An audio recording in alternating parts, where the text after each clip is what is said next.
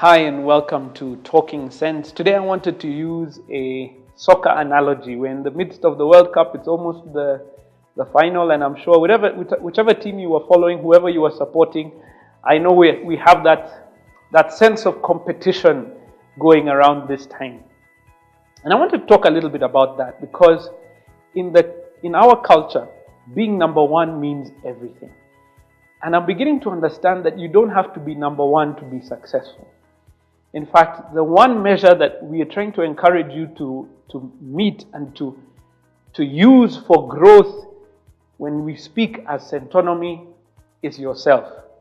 You see, there'll only be one number one, obviously. There'll only be one first. There'll only be that one who's paid the most. I was just looking at some of the salaries that some of these soccer players earn.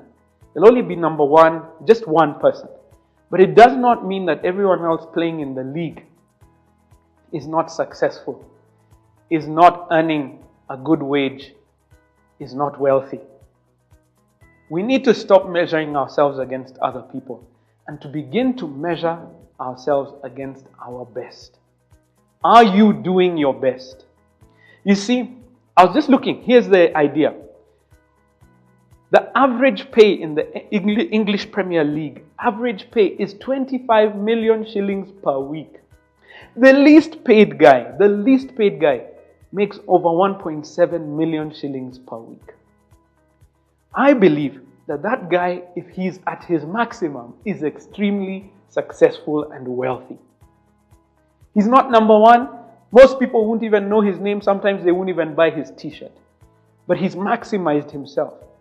And wherever he came from, he's probably earning more than anyone else in his family.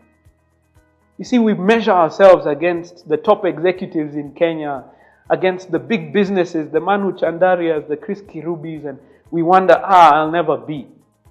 But can you be your maximum?